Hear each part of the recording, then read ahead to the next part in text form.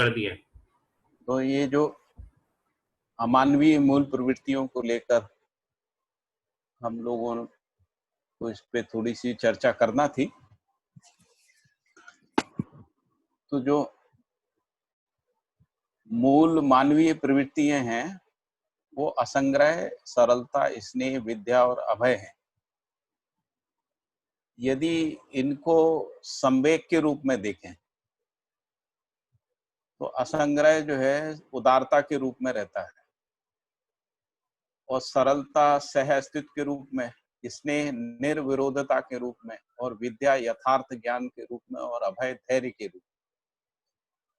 तो ये जो मूल प्रवृत्तियां हैं जब वो संवेग में होती हैं तब उसमें इस प्रकार का आचरण जो है वो देखने को मिलता है, जिसको उदारता कह रहे हैं।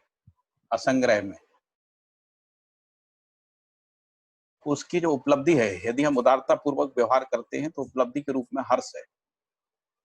उसी तरीके से सरलता का संवेग जो है सह अस्तित्व है और उसका व्यवहार करने से तृप्ति मिलती, और स्नेह निर्विरोधता के रूप में है जिससे उपलब्धि प्रसन्नता है, और विद्या यथार्थ ज्ञान के रूप में है जिसकी उपलब्धि उत्साह है। यदि हम विद्या से संपन्न है तो हमारे अंदर उत्साह रहता है, और यदि अभय है तो वो धैर्य के रूप में आएगा और उपलब्धि के रूप में उल्लास के रूप में रहेगा, है ना, उल्लास, अभय।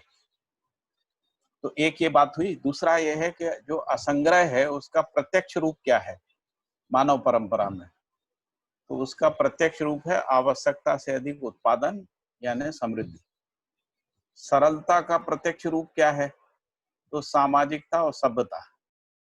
ये सरलता का प्रत्यक्ष रूप है जो मानव परंपरा में हम देख सकते हैं, या मानवीयतापूर्ण आचरण में इसको पहचान सकते। स्नेह का प्रत्यक्ष रूप क्या होगा, तो सौजन्यता होगी। जिसके साथ स्नेह होगा उससे स्वाभाविक रूप में सौजन्यता होगी, यानी सहकारिता, सहभागिता, है ना, सहयोगिता, पूरकता आदि हो।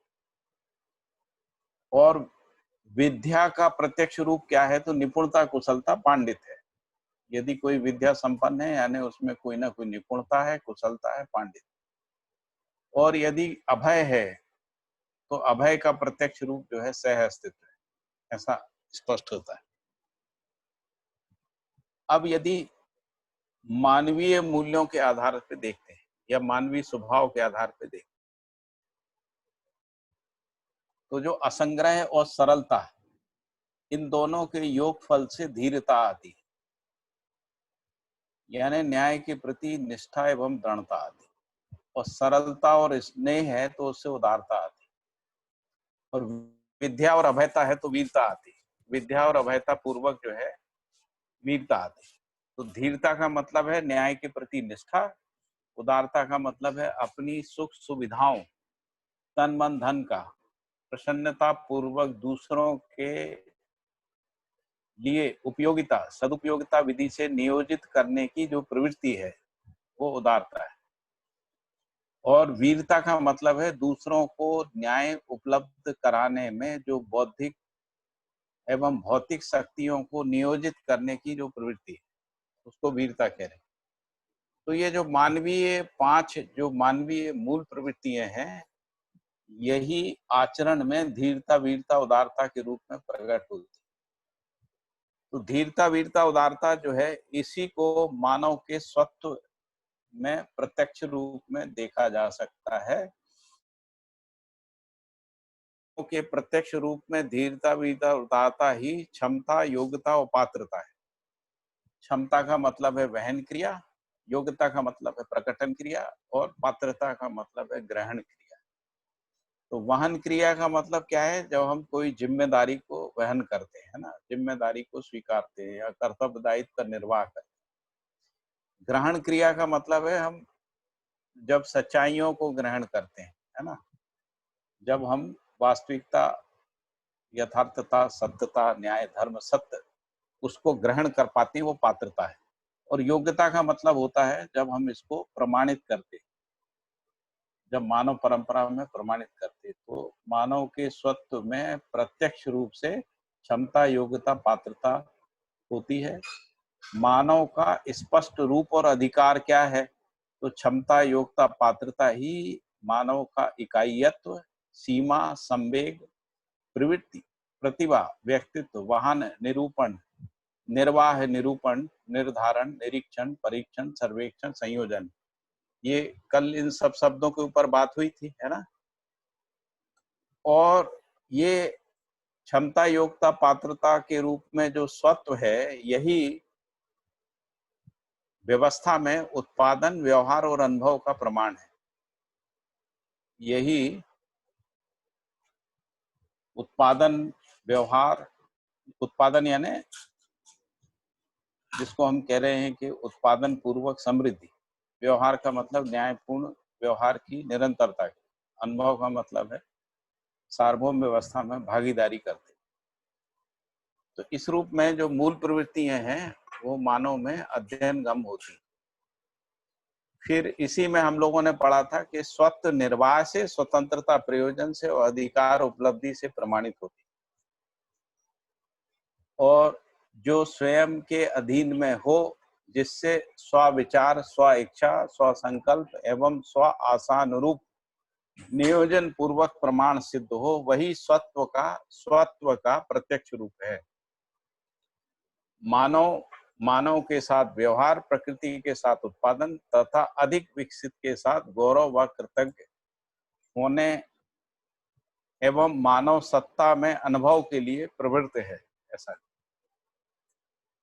फिर ये इसमें चार्ट में लास्ट में ये भी दिया है, वहन स्थापित मूल्यों का निर्वाह, वहन पूर्वक, यानी जो क्षमता के रूप में वहन क्रिया है, वहन पूर्वक स्थापित मूल्यों का निर्वाह, शिष्टता पूर्वक शिष्ट मूल्यों का आचरण एवं व्यवहार, और आचरण सहित भौतिक मूल्यों का समर्पण, अर्पण उपयोगी सिद्ध हुआ है। यही स्वतंत्रता का मूल रूप है। और इसके टाइटल में हमने लगाया हुआ है कि मानवीयता से परिपूर्ण होना ही स्वतंत्रता का प्रधान लक्षण है। स्वयं से तंत्रित होना, न्याय, समाधान प्रमाणित होना ही स्वतंत्रता है। यही जीवन चरितार्थता का लक्षण है। इस चार्ट पे कोई प्रश्न हो तो बता दीजिए, नहीं तो हम लोग आगे अपने अध्ययन में जा सकते।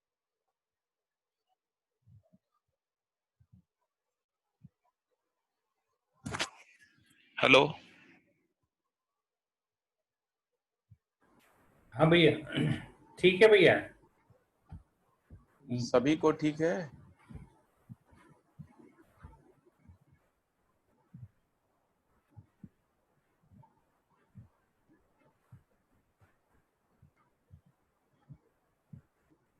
दिनेश दत्त जी ठीक है ना? हाँ भैया, चार्ट समझ में? हाँ भैया, थोड़ा सा मैं लेट हो गया। कोई गिरता बात नहीं। गिरता उतारता चल रहा था, तभी ज्वाइन किया मैं। अच्छा अच्छा। उसके बाद तो खैर क्लियर हुआ भैया। चार्ट आपको शेयर किया था, मिला था ना ये? जी जी जी, इसमें व्हाट्सएप में ना भैया? हाँ, व्हाट्सएप पे जी उसको जी देख लीजिएगा, जी जी एक बार पढ़ लीजिएगा, आपको स्पष्ट हो जाएगा। यदि कुछ इसमें छूट रहा है तो पूछ सकते हैं अभी भी, है ना? जी।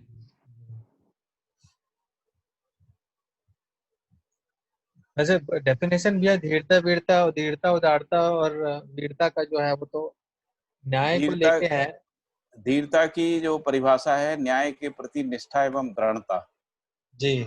उदारता की परिभाषा है तन मन धन को प्रसन्नता पूर्वक दूसरों की उपयोगिता सदुपयोगिता विधि से नियोजित करने की जो प्रवृत्ति। और वीरता जी का मतलब है दूसरों को न्याय उपलब्ध कराने में भौतिक बौद्धिक शक्तियों को नियोजित करने की प्रवृत्ति, इसको वीरता कहते हैं। जी जी जी। और फिर ये भी बताया कि विद्या और अभयता पूर्वक वीरता है, स्नेह विद्या पूर्वक जो है उदारता है, स्नेह और सरलता पूर्वक उदारता है, और संग्रह और सरलता पूर्वक धीरता है। ऐसा बाबा जी ने लिखा हुआ है ना? और वो समझ में भी आता है। थोड़ा सा इसका ये चिंतन। एक को शब्द है। दोबारा रिपीट करिए जो आपने ये जोड़ा, स्नेह और सरलता पूर्वक उदारता, और विद्या और असंग्रह पूर्वक जो असंग्रह है ना, तो असंग्रह का प्रत्यक्ष रूप आवश्यकता से अधिक उत्पादन के रूप में समृद्धि है। ठीक है। और सरलता का प्रत्यक्ष रूप सामाजिकता और सभ्यता है। ठीक है। हाँ। यदि किसी के आचरण में ये दोनों चीजें हैं, यदि हाँ। सामाजिक है, सभ्य है और उसके पास आवश्यकता से अधिक उत्पादन है, तो उसमें धीरता है। ठीक तो है। स्पष्ट रूप से पहचानने में आती है ना। इसीलिए ये कहा कि असंग्रह और सरलता पूर्वक धीरता है। जी। फिर इसके बाद यदि कोई सामाजिक है, यानी उसमें अहंकार नहीं है हाँ। और वो व्यवहार में सामाजिक है, और सभ्यता का मतलब होता है कि जो जिम्मेदारियों का वहन करता है ना, हम्म। उसी को सभ्य बोलते हैं। संस्कृति का मतलब जो जिम्मेदारियों को समझता है, हम्म। और सभ्यता का मतलब उनका निर्वाह करता है ना। ठीक है। ये संस्कृति सभ्यता में अंतर है। तो जो सरलता है यानी सामाजिक है और सभ्य है, और हम्म। उसमें स्नेह है ना, उसमें हम्म। स्नेह है सभी संबंधों में, स्वाभाविक रूप से वो उदार होगा, है ना। हम्म। तो उदार होगा तो क्या करेगा, तो तन मन धन का प्रसन्नता पूर्वक दूसरों के हम्म। ये उसका उपयोग करेगा, सदुपयोग करेगा, उसको नियोजित करेगा, है ना। तो वो प्रवृत्ति के रूप में उदारता है ना। वीरता क्या चीज है, हम्म। तो वीरता तब है, एक है वीरता कि हम जो समझे हुए हैं वो समझा पाए, हम्म। है ना, वो विद्या पूर्वक आता है ना। तो यदि हमारे पास विद्या है जिसका प्रत्यक्ष रूप निपुणता, कुशलता, पांडित्य है, तो जो आदमी निपुण, कुशल और पांडित है, जिसके अंदर निपुणता, कुशलता, पांडित्य है, वही दूसरे को सिखा सकेगा। बिल्कुल। हाँ। निपुणता, कुशलता, पांडित्य, तो दूसरों को सिखाना ही तो वीरता है, समझाना, सिखाना, जी है जी। ना, उनमें। तो इस रूप में विद्या और अभय, हम्म। अभय का मतलब है जिसका प्रत्यक्ष रूप से अस्तित्व है, हम्म। तो उसके अंदर निपुणता, कुशलता, पांडित्य है और अभय है, यानी उसके अंदर कोई भय नहीं है, हम्म। सभी के साथ वो संबंधों को पहचानता है ना। उस स्थिति में उसमें न्याय प्रदायी क्षमता के रूप में वीरता जो है वो प्रमाणित होती है। ठीक है। तो बहुत ही अच्छे से बाबा जी ने सबको नहीं, सुंदर चार्ट बनाया आपने, एक ही हाँ सामने पूरा स्पष्ट हो जा रहा है ना, आदमी को इतनी सारी चीजें एक ही सामने मिल रही है। जी जी जी। हाँ फिर भैया। इसी को बाबा जी ने स्वत्व भी बोला है ना। क्योंकि ये जो धीरता, वीरता, उदारता और जो ये 5 मानवीय प्रवृत्ति, बौद्धिक प्रवृत्तियां हैं, हम्म। ये बौद्धिक प्रवृत्तियां हैं, और उन्हीं का जो परावर्तित रूप है मानवीय आचरण में, वो धीरता, वीरता, उदारता है ना। यही क्षमता, योग्यता, पात्रता के रूप में स्वत्व है ना, मानव का जो स्वत्व ऐसा है। भैया एक प्रश्न है, हाँ जी। आपने जो मोबाइल में चार्ट भेजा है और जो इसमें है, वो उसमें से कौन सा अपडेट है? कोई दूसरा भेज दिया क्या? नहीं है ही इसमें, मोबाइल वाले में असंग्रह के नीचे संवेग और उपलब्धि के रूप में 2 रो और लिखा हुआ है। असंग्रह के नीचे उदारता, सरलता के नीचे सह अस्तित्व, स्नेह के नीचे निर्विरोधिता, विद्या के नीचे यथार्थ ज्ञान और अभय के नीचे धैर्य, और फिर उनकी उपलब्धियां हर्ष, तृप्ति, प्रसन्नता, उत्साह और उल्लास के रूप में, जो कि इसमें नहीं है। फिर उसके बाद जो का प्रत्यक्ष रूप, आवश्यकता से अधिक उत्पादन, जो बाकी कॉलम पे दिख रहे हैं, है ना, अच्छा, जो भी इसमें आप दिखा रहे हैं, लेकिन जो मोबाइल में भेजा है। ये वाला नहीं है जिसमें ये संवेग और उपलब्धि लिखी, ये वाला आपके पास नहीं गया है ना। जी हाँ, ये मेरे पास आया है। ये हम शेयर कर देंगे, है ना। नहीं, वो आया है मोबाइल पे, वही आया है। मोबाइल पे अपडेटेड है, ये वाला जो अभी शेयर हो रहा है ना स्क्रीन पे, ये पुराना वाला है। अच्छा, अच्छा। आप नया वाला भी कर दीजिए, उसी में, उसी फोल्डर में नया वाला है। जी भैया। तो भैया मेरा प्रश्न ये है कि मोबाइल वाले में जिसमें आपने अपडेटेड वाला दिया है, असंग्रह के नीचे उदारता है संवेग के रूप में, असंग्रह के नीचे उदारता है, हाँ। और फिर नीचे जो उदारता अब दूसरी बार आया है, जब सरलता और स्नेह को आप उदारता कह रहे हैं, तो इन दोनों उदारता में क्या समानता है? नीचे कब कहाँ आया, मैं समझा। जो आपने कॉलम को जोड़ा है ना, सरलता और स्नेह बराबर उदारता, धीरता आपने कहा, असंग्रह और सरलता को धीरता कहा। इसी समाज शास्त्र में दूसरा चार्ट भी है, एक ही है क्या? मूल मानवीय प्रवृत्तियों वाले चार्ट में है। जी भैया एक ही है चार्ट मेरे एक पास। ही है, अच्छा। तो आपके व्हाट्सएप पे आया है, उससे शेयर कर दीजिए। जी व्हाट्सएप में जो आया भैया मैं उस चार्ट को देख रहा हूँ। हाँ, तो ये जो अभी शेयर किया, हाँ, ये वाला नहीं, व्हाट्सएप वाला कर दीजिए। कैसे इसमें शेयर करेंगे? करते हैं भैया। इसको थोड़ा सा, तो एक आप कह रहे हैं कि असंग्रह के नीचे उदारता दिया हुआ है, उदारता लिखी हुई है संवेग के रूप में। तो वो संवेग है, मतलब उदारता का संवेग है। और ये जो है जिसको सरलता और अपन कह रहे स्नेह हैं का जो, मानवीय है, हाँ, जो सरलता और स्नेह जोड़कर उदारता लिख दी गई है नीचे। हाँ, तो ये जो है यहाँ पर जो है वो स्वभाव हो गया है, अच्छा, वहां संवेग के रूप में है। असंग्रह के नीचे उदारता लिखा ना, वो जी संवेग है। जी जी उदारता के लिए संवेगित हो जाएगा जी असंग्रह पूर्वक, है ना। जी जी। और ये जो है उसका स्वभाव हो जाएगा, यहाँ पर उदारता स्वभाव का हिस्सा, ठीक है। ठीक है भैया, समझ गए ये। ये आ गया हाँ, फोटो। ये आ गया है। इसमें असंग्रह के नीचे उदारता लिखी हुई है, और नीचे ये सरलता और स्नेह को मिला के उदारता लिखी। उदारता लिखी हुई। ये चार्ट की क्वालिटी उतनी अच्छी नहीं है ना, यहाँ शेयर करने के बाद वो हो गया, ठीक है। और कोई, बस इतना ही था ना। भैया जो पुराना चार्ट था हाँ, उसमें संबंध को पहचानना, मूल्यों का निर्वाह, वो किस में आता है भैया? वो संग्रह, सरलता, स्नेह किस में है वो? पुराना चार्ट मतलब जो पुराना चार्ट है मतलब उसमें क्या है? हाँ, ये जैसे, मूल मानवीय प्रवृत्ति, असंग्रह, सरलता, स्नेह, विद्या, अभय लिखा हुआ है। जी जी जी, हाँ, तो इसमें जो संबंधों को पहचानने वाला जो है, मूल्यों का निर्वाह वाला जो एक वो है, वो किस प्रवृत्तियों में उसको अपन देखेंगे?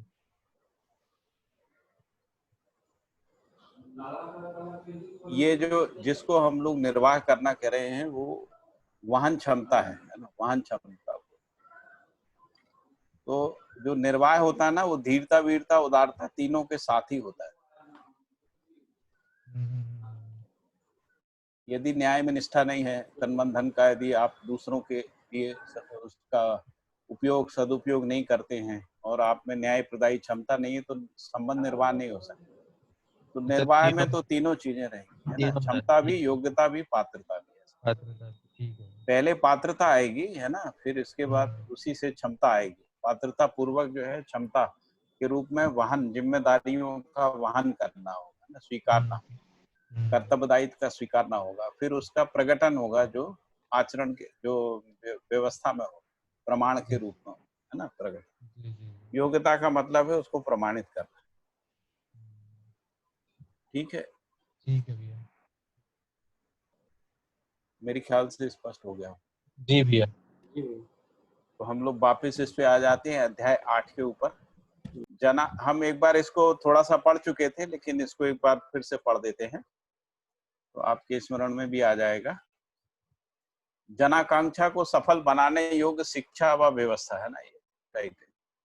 तो इसमें यहाँ से शुरुआत किया गया है कि जन्म से प्रत्येक व्यक्ति न्याय का याचक है, साथ ही न्याय प्रदान करने में असमर्थ है। दूसरा, वो सही कार्य व्यवहार करना चाहता है, लेकिन भ्रमवश जो है वो गलती, अपराध करता है। तीसरा, ये लिखा कि वह भौतिक समृद्धि और बौद्धिक समाधान चाहता है, और उसमें स्वयं को असमर्थ पाता है। तो जैसा वो चाहता है वैसा वो जी नहीं पा रहा है ना, ये मूल बात यही है।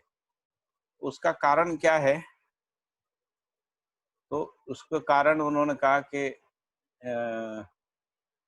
जो शिक्षा व्यवस्था है वो उसके अनुरूप नहीं है। उसको थोड़ा सा समीक्षा के रूप में यहाँ पे प्रस्तुत किया गया कि जो भी मानव में जो समस्या, दरिद्रता से जो पीड़ित रहता है, उसका मूल कारण यही है ना। इसी तत्ववश मानव शिक्षा व्यवस्था में अर्पित होता है। जब उसे शिक्षा और व्यवस्था से संतोष नहीं होता है, तब वह संताप, आक्रोश, निराशा और असफलता से पीड़ित होता है। फलतः सेवन आक्रोश से युक्त होकर विद्रोह करता है, और यह जो असफलता प्राप्त करता है, यह असफलता वह असफलता व संताप को लेकर विद्रोह व आतंक पूर्वक छल, कपट, दम्भ, पाखंड का आचरण करता है। इसके लिए पूर्व निर्मित जो द्रोह ही अमूल कारण है। मानव असफलता, निराशा और कुंठा को पाकर आत्महत्या भी कर लेता है ना, ऐसे कई लोग आत्महत्या कर लेते हैं, जबकि यह मानव की वांछित घटना नहीं है। जनाकांक्षा के अनुरूप यानी शिक्षा व्यवस्था की अपरिपूर्णता की ऊपर वर्णित अवांछनीय घटनाओं परिस्थितियों के कारण है। तो वो कह रहे हैं कि यानी जो समाधान, समृद्धि, अवश्य अस्तित्व, जो जनाकांक्षा, उसके अनुरूप शिक्षा और व्यवस्था ना होने के कारण से ये ऐसी घटनाएं और परिस्थितियां पैदा होती। फिर ये कहा कि जनाकांक्षा को सफल बनाने योग्य शिक्षा व्यवस्था की अपेक्षा प्रत्येक व्यक्ति में किसी न किसी अंश में पाई जाती है, और इसीलिए कि जिसको हम लोग कह रहे हैं कि अजागृत मानव में भी शिक्षा और व्यवस्था का कोई ना कोई स्वरूप देखने को मिलता ही है ना। फिर ये कहा कि शिक्षा का व्यवस्था के द्वारा जनजाति को आश्वस्त और विश्वस्त करने का प्रयास किया जाता है। शिक्षा क्या करती है? व्यवस्था के प्रति मानसिकता का निर्माण करती है, उसके प्रति स्वीकृतियों को तैयार करती है ना। तभी जैसे अभी हम लोग प्रजातांत्रिक व्यवस्था में रहते हैं, तो प्रजातांत्रिक व्यवस्था के प्रति जो मानसिकता जनमानस में तैयार करने का काम शिक्षा करती है ना। उसी को लिखा है कि शिक्षा का व्यवस्था के द्वारा जनजाति को आश्वस्त विश्वस्त करने का प्रयास किया जाता है। शिक्षा मानसिकता बनाती है और व्यवस्था जो है ऐसा आश्वासन या विश्वसन या आश्वस्त और विश्वस्त करने का प्रयास करता है। तो शिक्षा व व्यवस्था प्रदान करने वाले, फिर ये कह रहे हैं कि जो शिक्षा प्रदान करने वाले, व्यवस्था प्रदान करने वाले जो लोग हैं, जिनको हम लोग राजनीतिक और धर्म नैतिक ऐसा मानते हैं ना, या राजनीतिक लोग मानते हैं या धार्मिक लोग, धार्मिक नेता मानते हैं, है ना। तो उनके बारे में है कि शिक्षा व्यवस्था प्रदान करने वाले सदा ही प्रबुद्ध घोषित किए गए हैं, अथवा जनजाति को विवश होकर उनको प्रबुद्ध मानना पड़ा है, समझना पड़ा है ना। फिर ये कहा कि दो ही प्रकार का नेतृत्व है, जो राजनीतिक और धर्म नैतिक नेतृत्व प्रसिद्ध है। दोनों प्रकार के नेतृत्व के मूल में मंगल कामना है ही, है ना। मंगल कामना के रूप में वही जो तीन बातें ऊपर जो लिखी हैं, वही तीन बातें हैं। जन्म से न्याय का याचक है, सही कार्य व्यवहार करना चाहता है, भौतिक समृद्धि, भौतिक समाधान चाहता है ना। इस रूप में मंगल कामना रहती ही है ना। फिर आगे लिखा है कि जिसमें अर्थ के सदुपयोग की सुरक्षा भी पाई जाती है। मतलब जो मंगल कामना है उसमें साथ में अर्थ, जो भी तनबंधन अर्थ है के सदुपयोग व सुरक्षा की अवधारणा पाई जाए। इसी अवधारणा को ही हम लोग राजनीति और धर्म नीति कह रहे हैं ना, जिसमें सदुपयोग जो है वो धर्म नीति और सुरक्षा राजनीति। जब तक कार्यक्रम वर्ग सीमांतवर्ती है तब तक मंगल कामना संभव नहीं। फिर यहाँ निष्कर्ष क्या निकाला बाबा जी ने? तो निष्कर्ष के रूप में उन्होंने कहा कि जब तक वर्ग सीमांतवर्ती है, मतलब जब तक कार्यक्रम जो है सुरक्षा, सदुपयोगता और अर्थनीति के जो कार्यक्रम है, यदि वो सीमांतवर्ती है, यानी समुदाय चेतना में है, सीमा में है ना, धर्म, जाति, संप्रदाय, वर्ग आदि की सीमाओं में है ना, तब तक सर्व मंगल संभव नहीं है ना। फिर वो कह रहे हैं कि नेतृत्व पराभव का कारण अक्षमता एवं वर्ग भावनाएं हैं। तो ये जो नेतृत्व पराभव हुआ है, यानी सफल नहीं हुआ, उसका मूल कारण जो है उनकी अक्षमता है। क्या, किस बात की अक्षमता है? न्याय प्रदायी क्षमता की, सही कार्य करने की, और भौतिक समाधान और भौतिक समृद्धि को पाने, उसमें जो असफलताएं हैं या उसी के कारण से नेतृत्व का पराभव है, उसका कारण ये अक्षमताएं हैं, और साथ साथ वर्ग भावनाएं हैं जो स्पष्ट है। फिर ये कह रहे हैं कि नेतृत्व तथा नेतृत्व की अपेक्षा का अभाव नहीं है। यदि परंपरा का हम अवलोकन करते हैं तो नेतृत्व बना ही रहा है, और नेतृत्व की अपेक्षा का भी अभाव नहीं है। मतलब जो जनमानस है उसमें नेतृत्व की अपेक्षा भी बनी रही। उसी के आधार पे कुछ लोग हमेशा नेतृत्व करते हैं और कुछ लोग उस नेतृत्व को स्वीकार करते हैं। फिर है कि नेतृत्व में व्यवस्था व शिक्षा का आश्वासन समाया हुआ है। तो नेतृत्व क्या आश्वासन देता है? तो अच्छी शिक्षा और अच्छी व्यवस्था है, इन दो का आश्वासन देता है।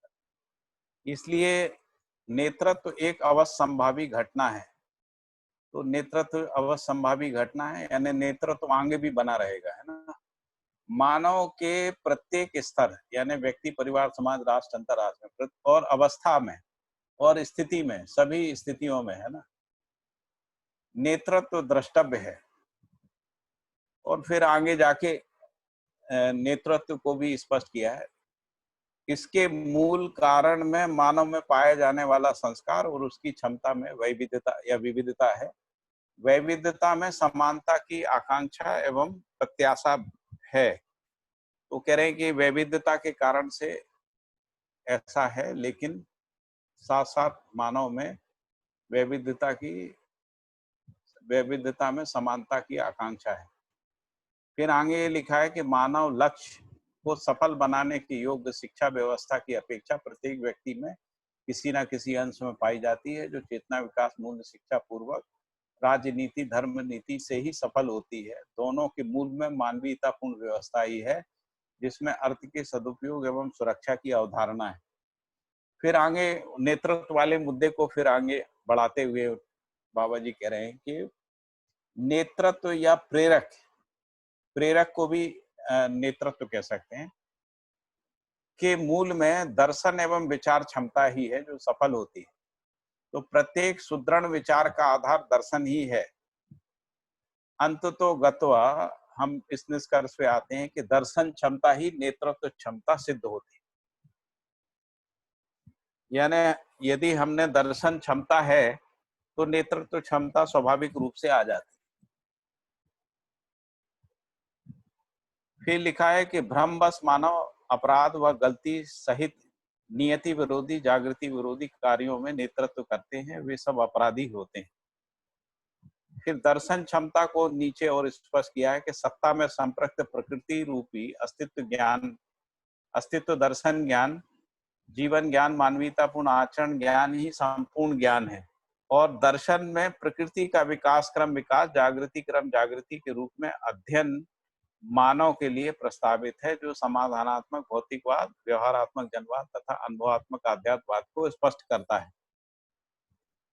फिर हम लोग आगे हमने पढ़ा था कि इससे क्या होगा, तो इससे प्रमाण त्रय सिद्ध होता है। प्रमाण त्रय का मतलब प्रयोग, व्यवहार और अनुभव, ये प्रमाण त्रय के रूप में सिद्ध होता है। और क्या होगा, तो मानव में चतुरायाम यानी उत्पादन, व्यवहार, विचार और अनुभूति अभिभाज्य हैं, जो प्रसिद्ध हैं। तो ये जो चारों की अभिभाज्यता भी उसी से आती है ना। इसलिए व्यवहारात्मक जनवाद का प्रत्यक्ष रूप जो है न्याय सुलभ समृद्ध जीवन में प्रतिष्ठित एवं अक्षुण्ण होना,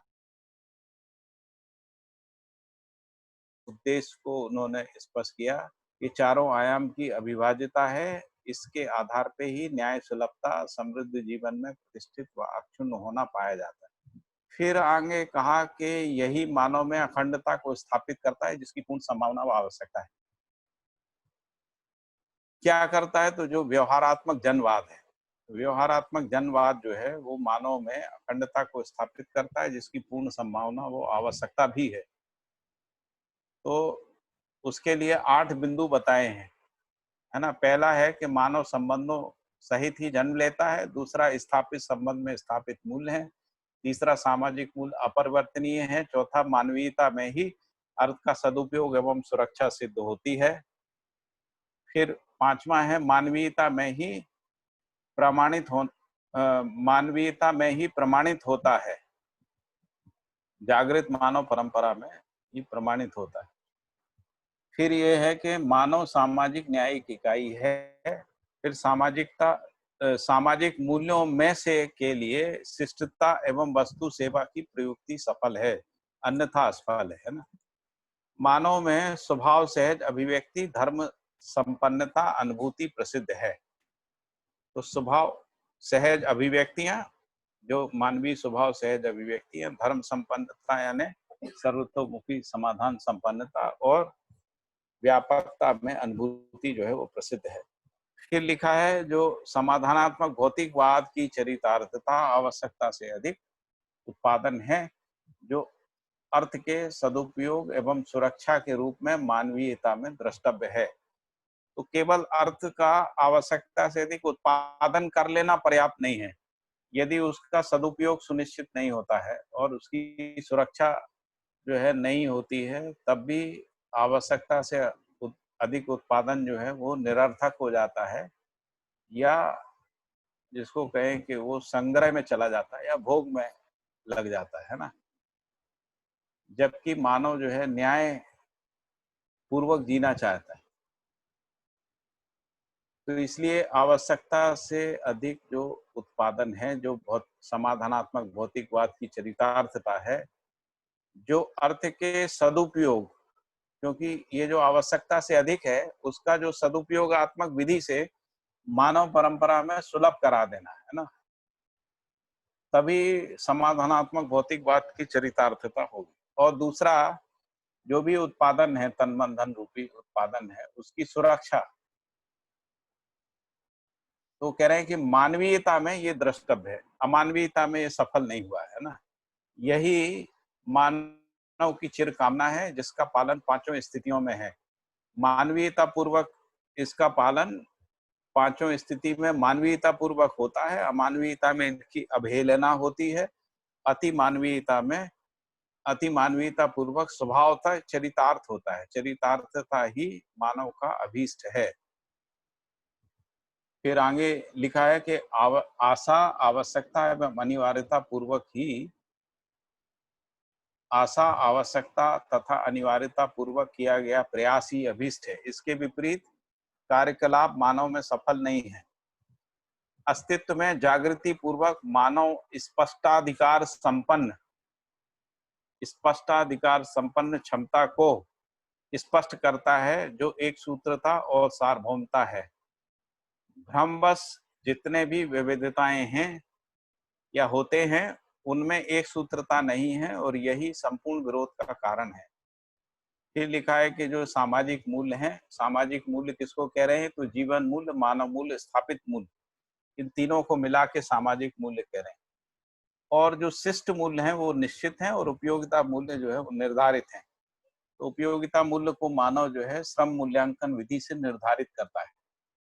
शिष्ट मूल्य निश्चित हैं, और जो जीवन मूल्य, मानव मूल्य, स्थापित मूल्य है, ये अपरिवर्तनीय है। ऊपर वर्णित तीनों मूल्यों से अधिक अनुभव मानव में से के लिए नहीं है। ऊपर जो वर्णित तीनों मूल्य हैं, जीवन मूल्य, मानव मूल्य, स्थापित मूल्य, से अधिक अनुभव मानव में से के लिए नहीं है, क्योंकि आध्यात्मिक तीनों मूल्य का मतलब सामाजिक मूल्य, शिष्ट मूल्य, उपयोगिता मूल्य, है ना।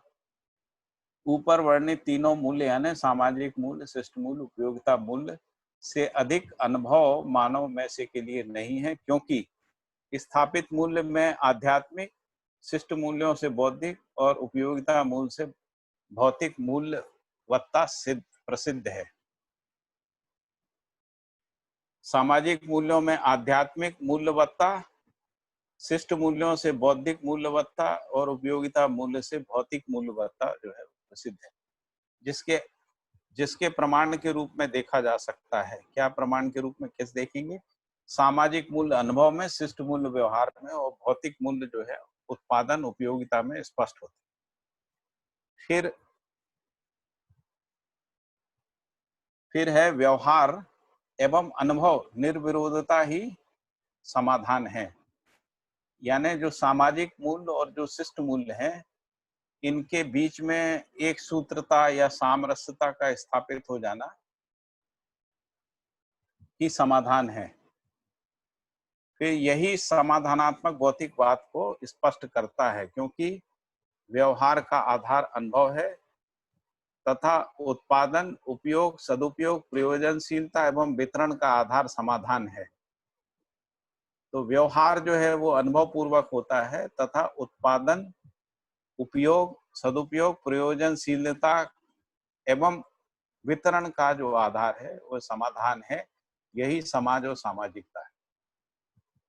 फिर लिखा है कि अनुभव अपरिवर्तनीय है, यदि परिवर्तनीय है तो वह अनुभव नहीं है, केवल अनुभव के प्रति भास आभास प्रतीति है। तो कह रहे हैं कि यदि अनुभव परिवर्तनीय है तो वो केवल अनुभव के प्रति भास आभास प्रतीति है, अनुभव नहीं है ना। तो अनुभव से पहले अनुभव का भास आभास प्रतीति पाई जाती। फिर लिखा है कि आशाएं आवश्यकता में, आवश्यकता अनिवार्यता में संयत एवं चरितार्थ हैं। कैसे हैं? तो उपयोगिता मूल आवश्यकता में, आवश्यकता मूल शिष्टता में, शिष्टता स्थापित मूल्यों में, स्थापित मूल्य मानव मूल्य में एवं मानव मूल्य जीवन मूल्यों में समर्पित पाए जाते हैं। ठीक है, ये समझ में आया ये वाला फार्मूला? भैया ये वाला पैराग्राफ फिर से एक बार थोड़ा। आशाएं आवश्यकता में, आवश्यकता अनिवार्यता में संयत एवं चरितार्थ हैं। तो उपयोगिता मूल्य यानी आवश्यकता से अधिक जो हमने उत्पादन किया है ना, उसको उसका जो सदुपयोगिता करना है यही आवश्यकता है। तो जब हम उसका सदुपयोग करते हैं उसी से शिष्टताएं जो हैं वो जन्म लेती। यानी जब हम वस्तु अपना तन मन धन जो है वो दूसरों के विकास और जागृति में या दूसरों के ऊपर नियोजित करते हैं, तो ये जो नियोजन करने की जो क्रिया है वही शिष्टता है। ऐसा शिष्टता का निर्वाह करने से स्थापित मूल्यानुभूति होती। स्थापित मूल्यानुभूति मानव परंपरा में धीरता वीरता उदारता के रूप में रहती है, जो मानव मूल्य है। धीरता वीरता उदारता पूर्वक मानवीयता में जीने से ही हमको सुख शांति संतोष आनंद का अनुभव होता है। इस रूप में ये समर्पित पाए जाते हैं। ठीक है जी भैया। भैया वो आशाएं जो है वही जो इस खंड के सबसे शुरू में कहा गया है कि आशाएं आवश्यकता में, जन्म से प्रत्येक व्यक्ति न्याय का याचक है, सही कार्य व्यवहार करना चाहता हाँ। है, समृद्धि एवं भौतिक समाधान चाहता है। तो हाँ। यही आशाएं हैं और ये आवश्यकताएं में हाँ। आवश्यकताओं में संयत है। आशाएं तो यही तीनों है ना भैया? हाँ, यही आशाएं हैं मानव में, सुख पूर्वक जीने की आशा के रूप।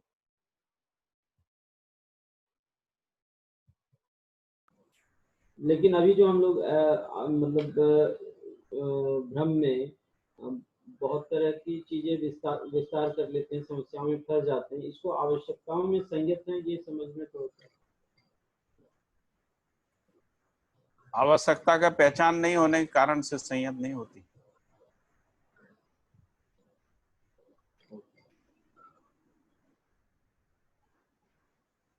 दूसरा क्या है कि हम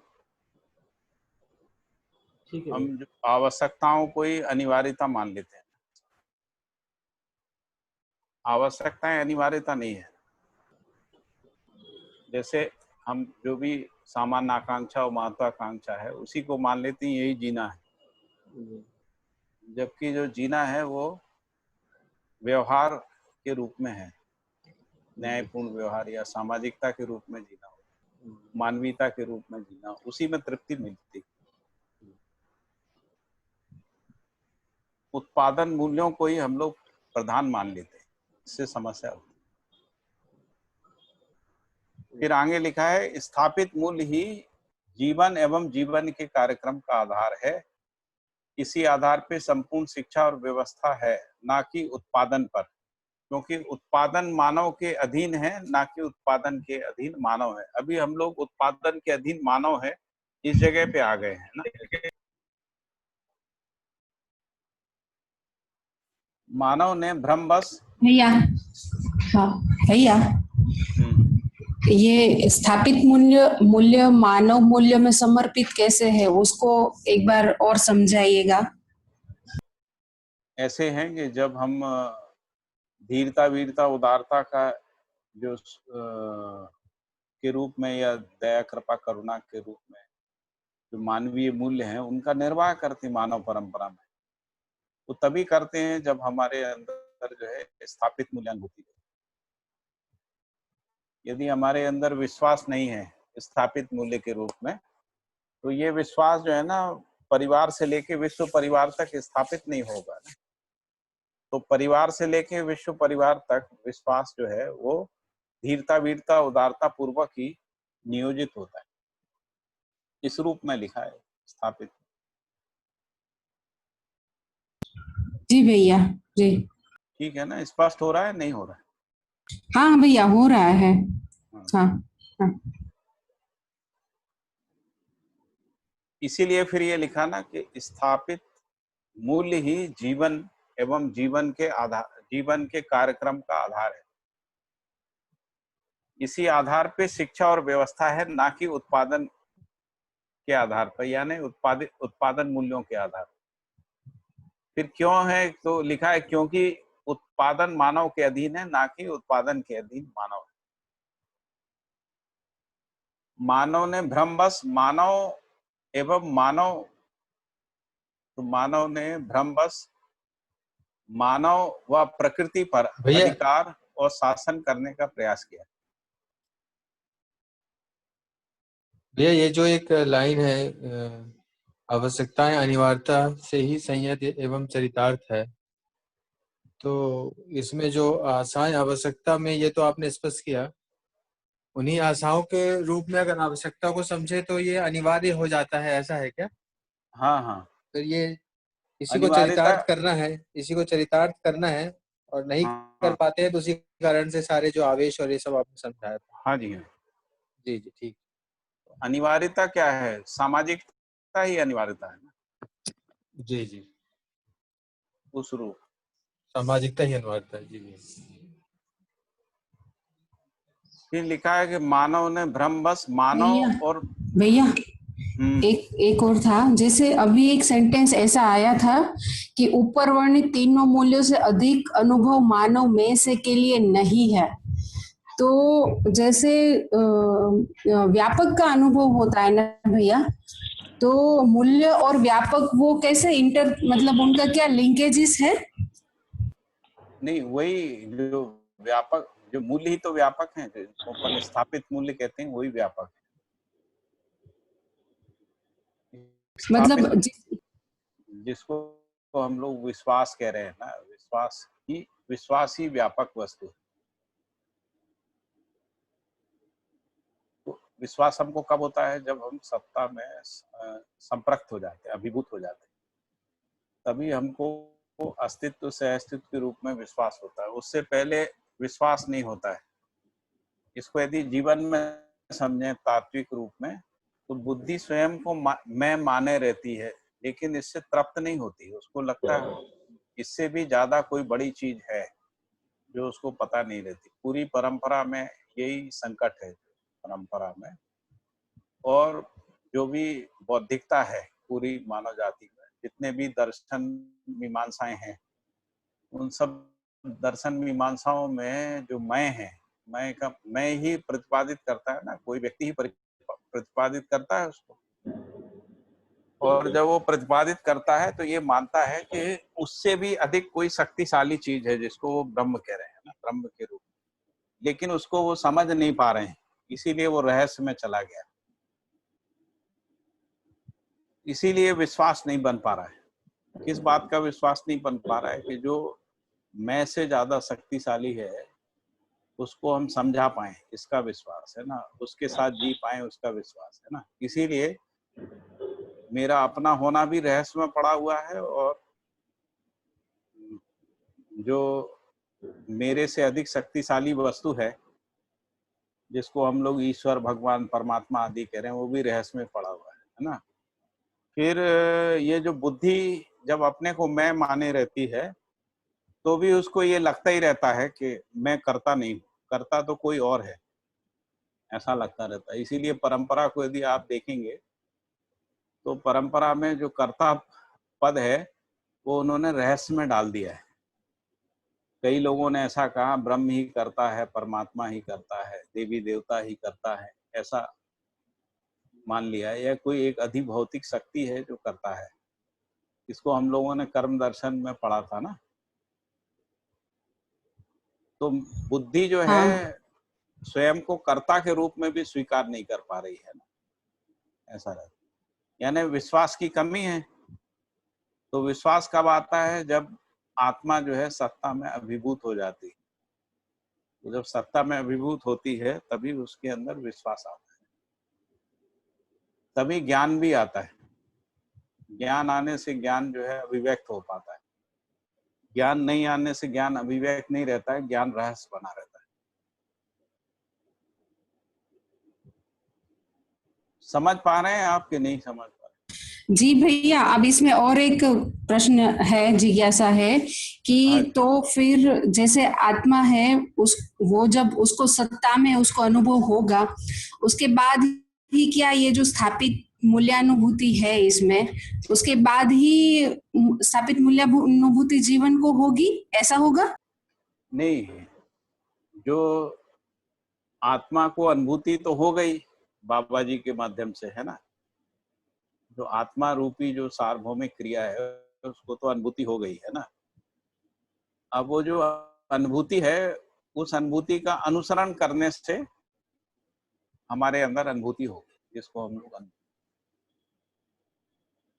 अस्तित्व सहज विधि से तो अनुभूति हो गई, जिसको हम लोग अनुभव मूलक अनुभूति कह रहे हैं ना।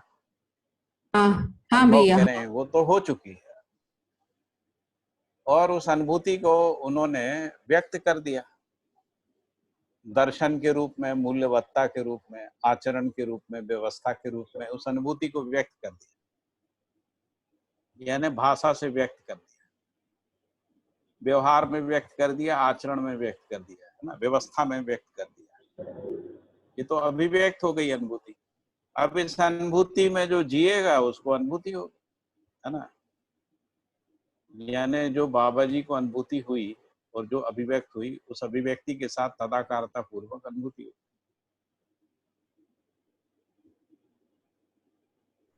तदाकारता तद्रूपता पूर्वक अनुभूति।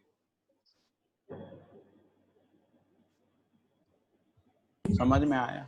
हाँ भैया, पर और एक है इसमें जिज्ञासा कि जैसे एक बार मैंने मानव संचेतनावादी मनोविज्ञान सिर्फ पढ़ा है एक बार खुद से ही, तो उसमें ये जो मूल्यों की अनुभूति है ना, वो उसमें एक अलग अलग है। जैसे मन में कुछ होता है, मुझे एग्जैक्ट याद नहीं है, पर वृत्ति में कुछ होता है, चित्त में होता है, बुद्धि में होता है। अब मुझे प्रश्न ये आ रहा है कि जैसे मूल्यानुभूति है वो व्यापक की ही अनुभूति है, तो क्या मन है? हाँ, उसको जब आप समझेंगे ना, जैसे अनुभव जो है वो बुद्धि में आता है, बुद्धि से जो अनुभव है वो चित्त में आता है, चित्त से अनुभव जो है वो वृत्ति में, वृत्ति से मन में आता है, और फिर ये मन, वृत्ति, चित्त, बुद्धि, आत्मा का जो अनुभव है ये मानव परंपरा में परावर्तित होता है ना। तो इस अनुभव को कहीं कहीं पर पहचानते हैं। जैसे इस अनुभव को जब व्यवहार में पहचानते हैं तो उसको न्याय नाम देते हैं, इसको जब व्यवस्था में सर्वतोमुखी समाधान के रूप में पहचानते हैं तो धर्म नाम देते हैं, सर्वतोमुखी समाधान के साथ व्यवस्था में भागीदारी के रूप में पहचानते हैं तब इसको सत्य नाम देते हैं ना। तो अनुभव तो इसी तरीके से जो स्थापित मूल्य हैं, तो स्थापित मूल्यों में जो अनुभव है, अनुभव नाम की जो क्रिया है या अनुभव का जो प्रकाश है, वही प्रकाश जो है ना चित्त में, वृत्ति में और मन में पहचानने में आता है। उस अर्थ में इसको लिखा हुआ है।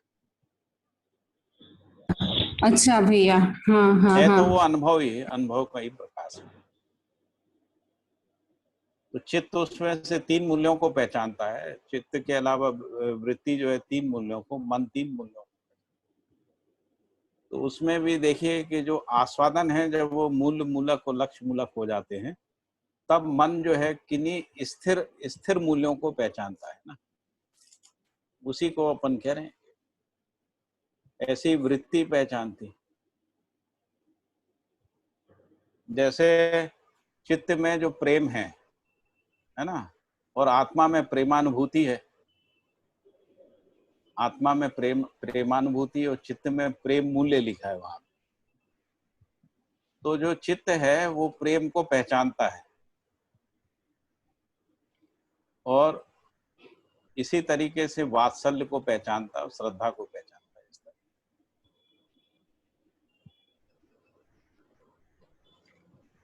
ठीक है, मन के लिए कौन सी तीन हाँ अनुभूतियां हैं? जी भैया। मन में प्रकाशित अनुभूतियां, मन में जो है, जो आस्वादन से संबंधित जो मूल्य है ना, आस्वादन से संबंधित जो मूल्य है वो मन में है।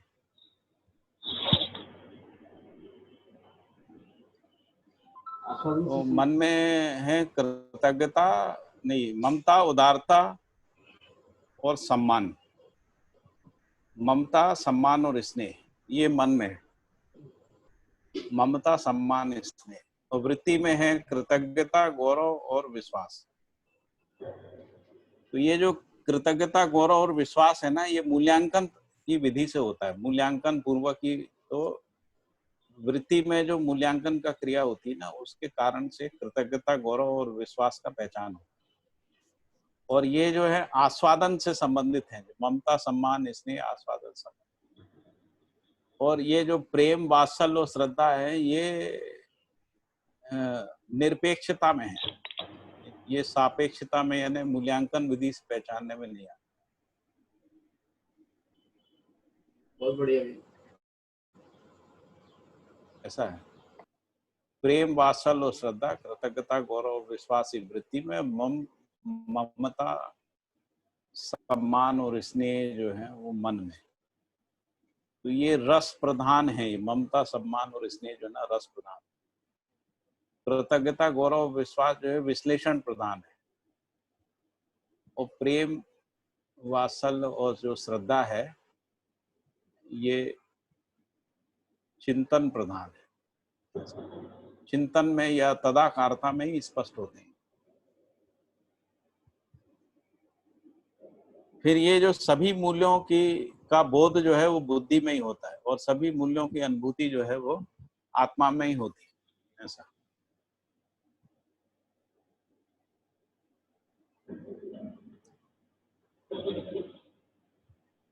आगे बढ़ा जाए कि और डिस्कस करना?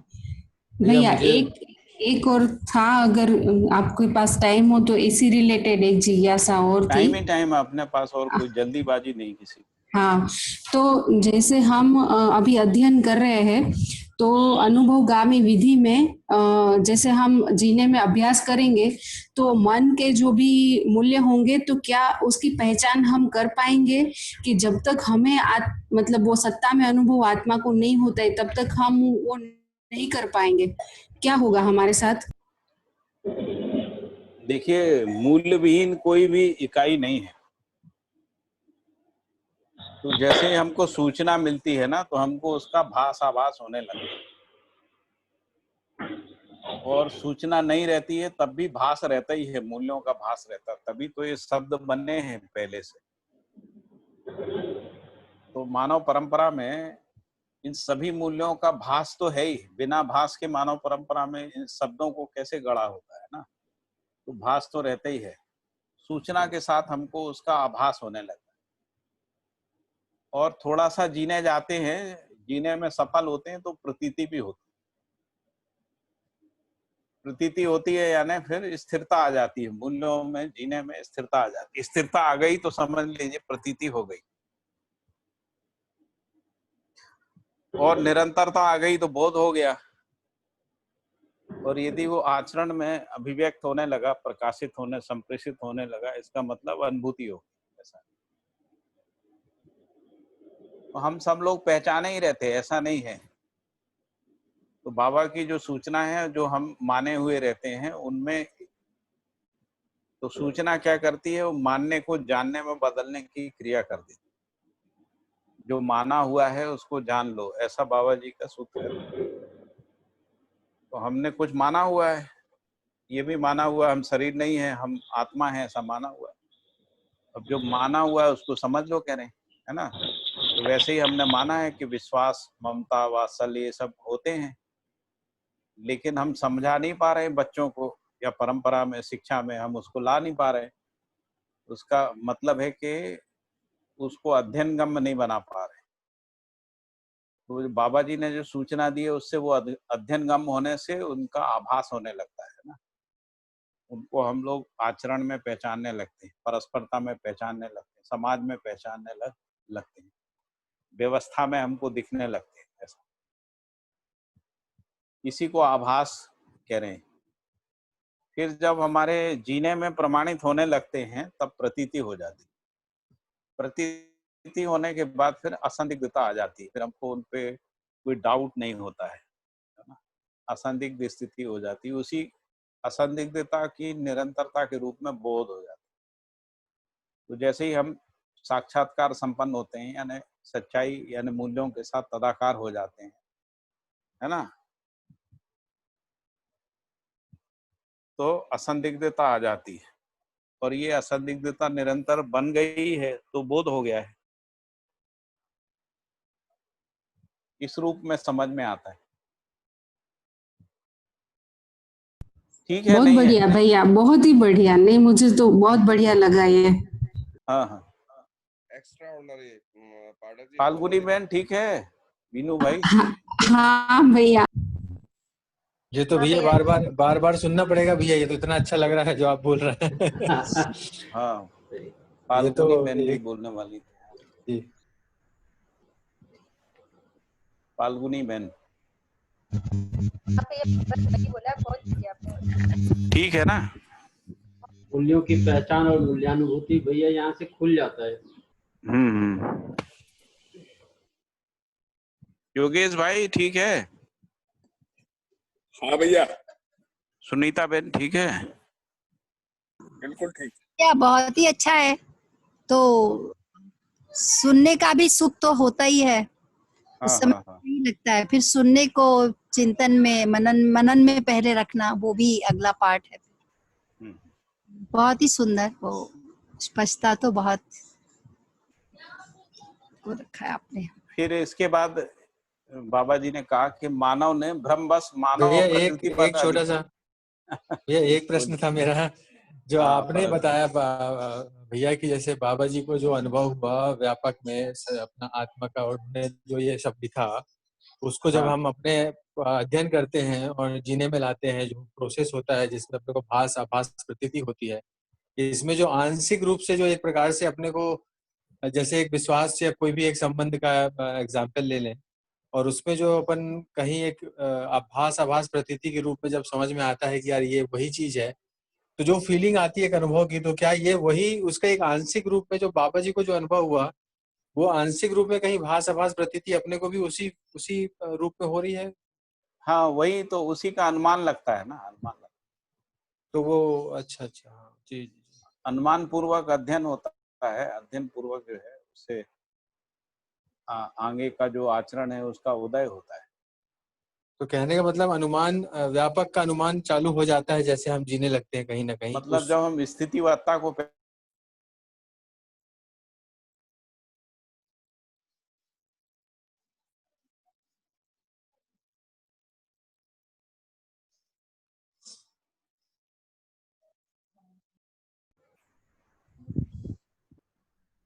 जीवन मूल्य, मानव मूल्य और स्थापित मूल्य अपरिवर्तनीय। तो व्यापक वस्तु ही अपरिवर्तनीय है। व्यापक वस्तु के जो सत्ता में संप्रक्त जड़ चैतन्य प्रकृति के रूप में सह अस्तित्व है, वह भी अपरिवर्तनीय है ना, जिसको हम लोग स्थिति सत्य भी बोलते हैं। स्थिति सत्य के रूप में ही मूल्यानुभूति है। इसलिए सारे मूल्यों की अनुभूति परस्परता से ही होती, क्योंकि अस्तित्व सह अस्तित्व है। इसलिए सह अस्तित्व में ही विश्वास से लेके प्रेम तक मूल्य जो है वो सह अस्तित्व में ही पहचानने में और जीने में और अनुभव में आते हैं। अकेले में नहीं आते, अकेले में कोई भी मूल्य नहीं आता। अकेले में केवल जो है उसकी अनुभूति होती है, बस जीवन मूल्यों की अनुभूति होती है। स्थापित मूल्य जो है वो संबंधों में, मानव मूल्य जो है व्यवस्था में। और स्थापित मूल्य, मानव मूल्य पूर्वक जीने से ही हमको जीवन मूल्य जो है वो स्वयं में अनुभूति के रूप में रहते हैं, जिनको हम लोग सुख शांति संतोष आनंद कहते हैं। भैया एक और लेकिन यदि जिज्ञासा, हम मानव मूल्य और स्थापित मूल्य में जीते नहीं है तो जीवन मूल्यों की अनुभूति नहीं होती। कोई सोचे कि हम ध्यान लगा लें और हम जो है बाबा जी जैसे किसी संप्रक्तता में हम पहुंच जाएं तो हमको जो है जीवन मूल्यों की अनुभूति हो जाएगी। भैया जिज्ञासा, हाँ जी। संपृक्तता का स्मरण कैसे शिष्ट मूल्यों से जुड़ता है, या मूल्य है? विभूति? संपृक्तता का स्मरण, जैसे हाँ। जैसे सत्ता में संपृक्त जड़ चैतन्य इकाइयां, इस हाँ। वाक्य को स्मरण में लाते ही हम मूल्यों से कैसे जुड़ते हैं, इस क्रम को थोड़ा सा। तो जो सह अस्तित्व है उसकी सूचना का स्मरण करके, अस्तित्व सह अस्तित्व है, इस सूचना को स्मरण में रख के, क्योंकि हमारा जो अभ्यास है ना वो या तो क्रिया को देखने का या क्रिया शून्यता को देखने का, क्योंकि आदर्शवाद और भौतिकवाद से हम जो है आदर्शवाद भौतिकवाद के आधार पे ही हमारा विचार व्यवहार और कार्य जो है वो हजारों साल से होता रहा है जी तो इसीलिए वही मान्यता के रूप में बैठा रहता है। जी तो इसलिए हमेशा इस बात का स्मरण करते हुए कि अस्तित्व सहअस्तित्व, तो हर विश्लेषण में सहअस्तित्व पूर्वक देखेंगे, जैसे मानव मूल्यों को, स्थापित मूल्यों को, जीवन मूल्यों को सहअस्तित्व में, हर क्रिया को सहअस्तित्व में देखना, स्थिति गति के सहअस्तित्व में, होने रहने के सहअस्तित्व, जिसको हम लोग स्थितिवत्ता कह रहे हैं वो सहअस्तित्व ही है। स्थितिवत्ता स्थिति नहीं है, स्थिति पूर्ण चीज नहीं है, है ना। स्थितिवत्ता जो है वो स्थिति गति के सहअस्तित्व रूप में है, ऐसा। बढ़िया भैया। इसलिए क्रिया में ही स्थितिवत्ता पाई जाती, बाकी व्यापक वस्तु तो स्थिति पूर्ण है। जी हाँ। स्थितिवत्ता को ही सत्ता बोला है ना, सत्ता, सत्ता जिसको बोलते हैं।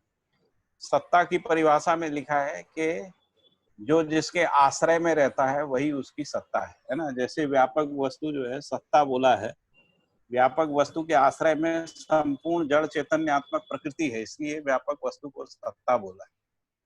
अब इसी सत्ता को हम लोग हर क्रिया में पहचान सकते, जैसे व्यवहार में न्याय की सत्ता है, जैसे विश्वास पूर्वक ही मानव का व्यवहार नियंत्रित होता है,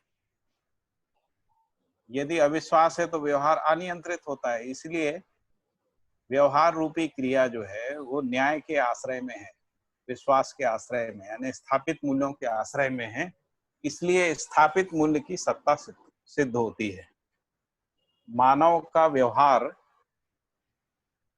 उत्पादन मूल्यों के आधार पर नहीं है, क्योंकि उत्पादन मानव के अधीन है, इसलिए उत्पादन मूल्य की सत्ता मानव होगा, है ना। जो जिसके अधीन है वही तो उसकी सत्ता होगा ना।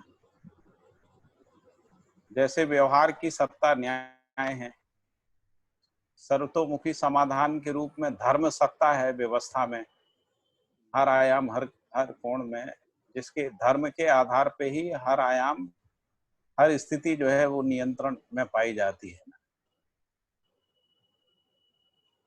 और सत्य की सत्ता है जिसको हम लोग सार्वभौम व्यवस्था, अखंड समाज सार्वभौम व्यवस्था के रूप में पहचान, वो सत्य की सत्ता है। नियम की सत्ता को क्रिया में पहचानते, क्योंकि जो नियम है वही नियंत्रण पृष्ठभूमि के रूप में रहता है। तो हर क्रिया जो है वो नियंत्रित है, तो जो नियंत्रण पृष्ठभूमि है इकाइयों की या क्रिया की, उसी को नियम कहते हैं। इसीलिए नियम की सत्ता के रूप में क्रिया में नियम की सत्ता को नियंत्रण रूप में पहचानते, क्योंकि क्रिया को नियंत्रित करने वाला जो है वो नियम है। जैसे बौद्धिक नियम पूर्वक विचार क्रिया, सामाजिक नियम पूर्वक व्यवहार क्रिया, और प्राकृतिक नियम पूर्वक व्यवसाय क्रिया जो है वो नियंत्रित होती है। इसीलिए इन तीनों क्रियाओं में क्रमशः जो है धर्म, न्याय और नियम की सत्ता को पहचाना, यह नियम की सत्ता को पहचाना गया, जिसको हम लोग बौद्धिक नियम, सामाजिक और प्राकृतिक नियम बोलते हैं, जो विचार आयाम, व्यवहार आयाम और व्यवसाय आयाम को नियंत्रित करने वाली सत्ता है। तो इस रूप में जब हम व्यवहार को न्याय के साथ देखते हैं तब न्याय जो है स्थितिवत्ता के रूप में स्पष्ट होता है। नियम के साथ आचरण को देखते हैं तब नियम जो है वो स्थितिवत्ता के रूप में पहचानने में आता है। उसी तरीके से व्यवस्था में जब हम सत्य को देखते हैं तब व्यवस्था जो है सत्य की स्थितिवत्ता में पहचानने में, क्योंकि स्थितिवत्ता जो है ना उसका कोई चित्रण नहीं होता है, क्योंकि वो मात्रात्मक नहीं है, उसका कोई आकार प्रकार नहीं है, उसमें कोई तरंग गति नहीं है स्थितिवत्ता में। इसलिए जी भैया, मतलब ये सत्य की हिरार्की है। वो जो हिरार्की वर्ड दिमाग में है वो सत्य की हिरार्की है भैया, उसे देख सकते हैं कि नहीं, सत्य ही हर हिरार्की जगह। अलग चीज है। हिरार्की का मतलब होता है शासन। नहीं, शासन से हटके देखें तो हर जगह सत्ता जो है वो सत्ता सत्य की ही है, सहअस्तित्व की ही सत्ता सत्य है ना, की। सहअस्तित्व की सत्ता है। इसीलिए स्थापित मूल्य सहअस्तित्व में ही प्रकट होते हैं, मानव मूल्य सहअस्तित्व में प्रकट होते हैं। सहअस्तित्व पूर्वक जीने से ही जीवन मूल्य स्पष्ट होते हैं ना, जीवन मूल्यों की अनुभूति होती है। वो भी क्रमशः ही होती है, मतलब जीवन क्रियाओं में क्रमशः होती है ना। जैसे सुख की जो अनुभूति है वो वृत्ति में है, और जो शांति की अनुभूति है वो चित्त में है, संतोष की अनुभूति बुद्धि में है, और आनंद की अनुभूति जो है वो आत्मा में है, और परमानंद जो है वो सत्ता में संप्रक्तता में, व्यापक वस्तु में आत्मा के विभूत होने में परमानंद है। तो इस तरीके से इसको अनुभव समुच्चय बोला है बाबा जी ने, है ना, अनुभव समुच्चय के रूप में। इनको भी हम क्रियाओं की परस्परता में ही पहचानते हैं। जैसे मन और वृत्ति के बीच में जो क्रिया की परस्परता है उसी में सुख पहचानने में आता है, ऐसा।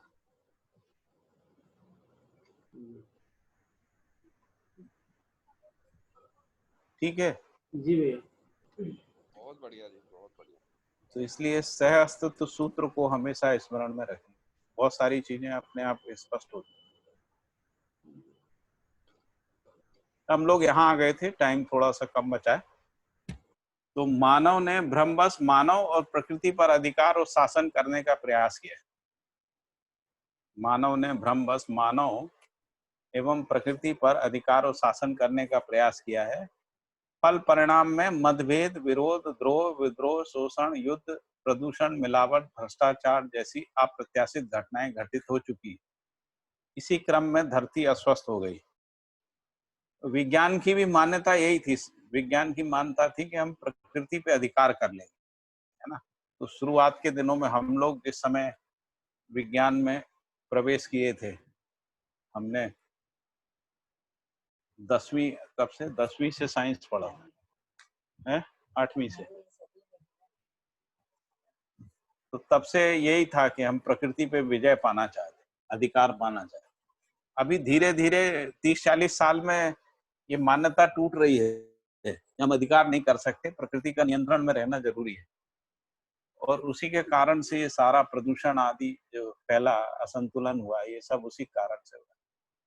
तो वैसे ही मानव भ्रमवश मानव के ऊपर अधिकार करना चाहता है, इसीलिए ये शासन प्रवृत्ति निकल के आई है ना, जिसको अपन क्रूरता भी कह रहे हैं। क्रूरता का मतलब ही है कि हम अपनी दूसरों को अपने मंतव्य के अनुसार चलाने की जो क्रिया है।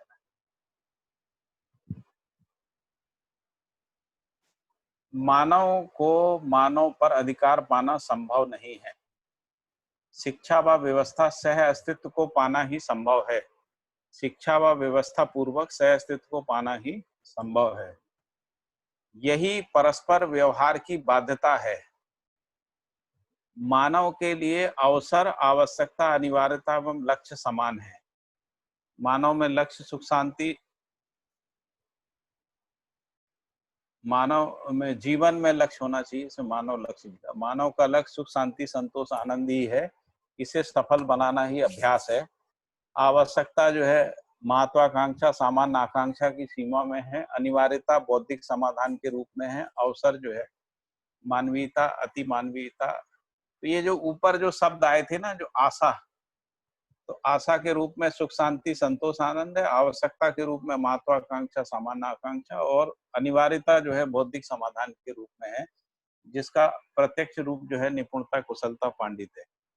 वो जो ऊपर आप पूछ रहे थे ना कि आशा, आवश्यकता और अनिवार्यता, जी है ना, यहाँ तीनों की परिभाषा दी थी। आशा के रूप में मानव जीवन मूल्य जो है वो सुख, शांति, संतोष, आनंद के रूप में, आशा के रूप में, है ना।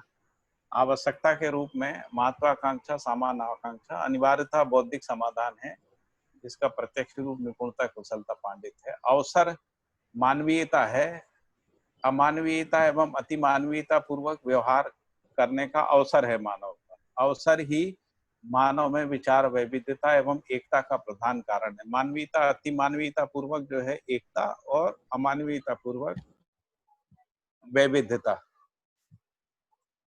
फिर विचार ही मूल्य दर्शन क्षमता है। तो मूल्य दर्शन क्षमता जो है विचार पूर्वक ही है, या विचार ही मूल्य दर्शन क्षमता, ऐसा लिखा है। मूल्य दर्शन ही मानव की मूल्यवत्ता है। मूल्यों में एकता तथा मानवेतर क्रिया में अनेकता का अनुभव किया गया है। तो जो भी एकता का अनुभव है वो स्थापित मूल्यों में ही है, या अपरिवर्तनीय मूल्य के रूप में जो मूल्य हैं, जिनको हम लोगों ने ऊपर 3 मूल्य देखे थे ना, स्थापित मूल्य और जीवन मूल्य और मानव मूल्य।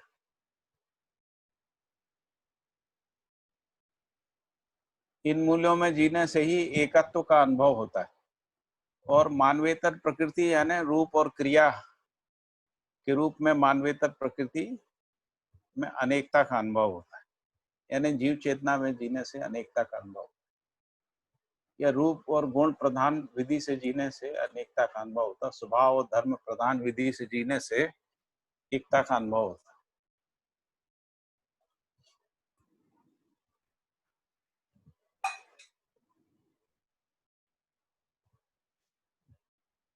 यहाँ क्रिया मतलब ये क्रियाकलाप जो, हाँ, मानवेतर जो प्रकृति है ना, मानवेतर क्रिया, मानव से जो पदार्थावस्था, प्राणावस्था, जीवावस्था के रूप में जो क्रिया है, उसी में वैविध्यता है ना, उसमें अनेकता है।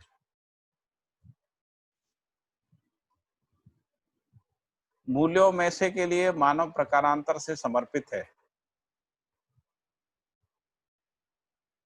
संबंध व स्थापित मूल्य केवल अखंड समाज के अर्थ में है। जिसको अपन स्थापित संबंध और स्थापित मूल्य कह रहे हैं, वो केवल अखंड समाज के अर्थ में है। अखंड समाज सह अस्तित्व में अनुभव का फलन है। जो सह अस्तित्व में अनुभव हुआ उसी के फलन के रूप में अखंड समाज, जो केवल अनुभव प्रमाण से तथा उत्पादन मूल्य प्रयोग प्रमाण से प्रमाणित होता है। ये जो सह अस्तित्व में जो अनुभव है, अखंड समाज सह अस्तित्व में अनुभव का फलन है, जो केवल अनुभव प्रमाण से ही है। फिर कह रहे हैं तथा उत्पादन मूल्य प्रयोग प्रमाण से प्रमाणित हैं, जिसका उपयोगिता मूल्य द्रष्टव्य है। जड़ चैतन्यात्मक इकाइयों की स्थिति गति केवल मूल्यों में से के लिए ही है। यदि मूल्यों को हटा के हम देखें तो फिर स्थिति गति स्पष्ट नहीं होगी, वो फिर गति दिखेगी या स्थिति दिखेगी। स्थिति तो दिखती नहीं है, रहस्य हो जाएगी। सभी अवस्था और पद में प्रतिष्ठित इकाइयों का मूल्य उनके स्वभाव एवं आचरण के आधार पर गण्य है। मानव में जो मूल्यवत्ता क्षमता है, मूल्य दर्शन क्षमता है, वही मानव को विचार और अनुभूति में से के लिए प्रेरित करता है। तो मानव के अंदर जो मूल्य दर्शन क्षमता, क्योंकि मूल्य दर्शन क्षमता बाकी प्रकृति में नहीं है, जिसको मानवेतर प्रकृति कह रहे हैं। तो ये जो मूल्य दर्शन क्षमता है, यही व्यवहार, उत्पादन, विचार और अनुभूति में से के लिए प्रेरित करती है। यही सामाजिकता एवं बौद्धिकता का आधार है।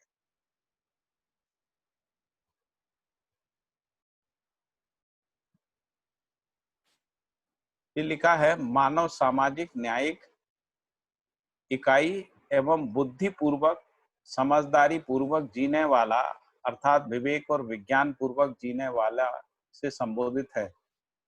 तो मानव किस रूप में संबोधित है? सामाजिक न्यायिक इकाई के रूप में, बुद्धि पूर्वक, समझदारी पूर्वक जीने वाले के रूप में, अर्थात विवेक और विज्ञान पूर्वक जीने वाले से संबोधित है मानव जो शब्द है। इस संबोधन का अभीष्ट भी इसी क्षमता का निर्देश करता है। यानी जब हम मानव कहते हैं तो उसमें ये सारी क्वालिटीज दिखती हैं ना, इसीलिए लिखा है इसी क्षमता का निर्देश करता है। यह संबोधन अनुभव बोध पूर्वक चारों आयामों में प्रमाणित होने से सार्थक होता है। इसी क्षमता का निर्देश करता है। यह संबोधन यानी जो मानव रूपी जो संबोधन है, ये अनुभव बोध पूर्वक चारों आयामों में यानी अनुभव, विचार, व्यवहार, व्यवसाय आयाम में प्रमाणित होने से सार्थक होता है।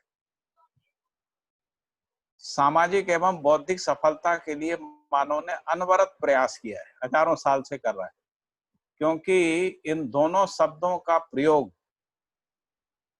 आयाम प्रभेद को इंगित करता है। आयाम प्रभेद यानी जो 4 आयाम है। समाज या सामाजिक शब्द व्यवहारिक आयाम को एवं बौद्धिक शब्द वैचारिक आयाम को स्पष्ट करता है। मानव जन्म से ही सामाजिकता के लिए प्रेरित है, जिसका प्रबोधन संस्कृति करती है। साथ ही बौद्धिक समाधान के लिए भी मानव जन्म से सामाजिकता के लिए प्रेरित है, जिसका प्रबोधन संस्कृति करती है।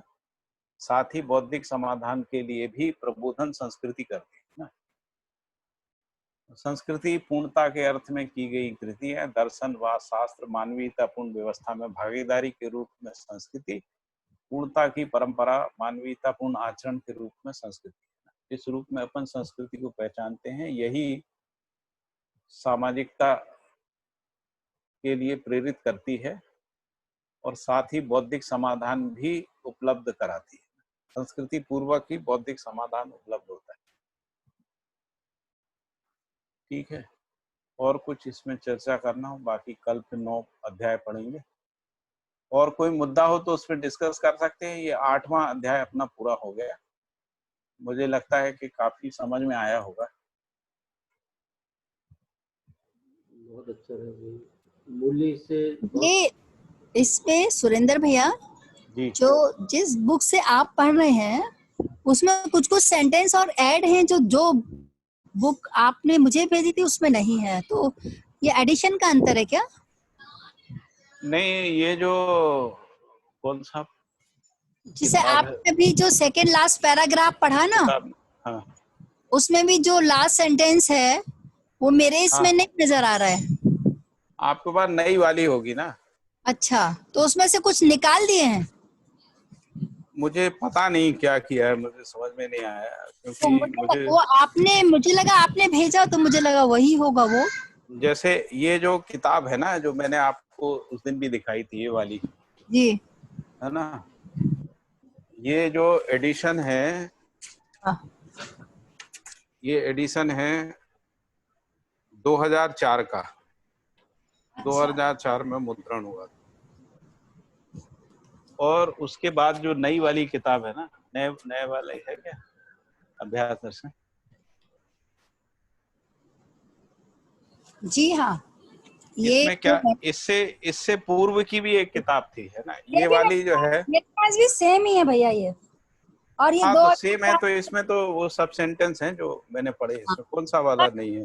पर ये है, हो क्या रहा है, मैंने जो आपने पीडीएफ भेज दिया था ना, मैं उससे पढ़ रही हूँ कंप्यूटर पे डाल के, तो आप मेरी अच्छा, समझ। वो पीडीएफ और पुरानी है वो और पुरानी है? हाँ, वो क्या है, 2000 से पुरानी है वो पीडीएफ। नई वाली कोई पीडीएफ अभी जो एडिटेड है वो नहीं भेजी है? वो वाली मेरे पास नहीं थी। वो तो अच्छा, आप उसमें से डाउनलोड कर सकते हैं, वो परिभाषा संहिता वाले में से। हाँ नहीं, उसमें तो पड़ी हुई है, नेट पे पड़ी हुई है ना। मैं एक्चुअली जब ये किताब आई थी ना, अभ्यास दर्शन, मेरे पास वो पुराना अभ्यास दर्शन था। जी और उस अभ्यास दर्शन में ये टाइटल नहीं थे, एक भी शीर्षक नहीं थे। हाँ हाँ हाँ इसीलिए आपने देखा होगा इस किताब में भी हाँ हाँ सभी अध्याय इसलिए पे खत्म हो रहे हैं, इसलिए। हाँ हाँ हाँ, इसलिए पे मेरे में भी वही है, जो वो मेरे पास मुझे सेम वो ही है। इसलिए खत्म हो रहे हैं ये क्योंकि अगला बाबा जी ने यहाँ पे है। हाँ कंटिन्यूएशन में लिखा था, है ना। बाबा जी जब इसको लिखा था अभ्यास दर्शन को, हाँ तो वो जहाँ जाके खत्म करते थे वहां से इसलिए से वो नया आगे का चीज खोलते थे, है ना।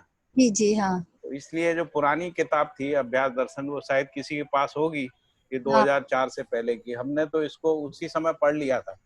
अच्छा 99 में हमने इस किताब को पढ़ लिया था।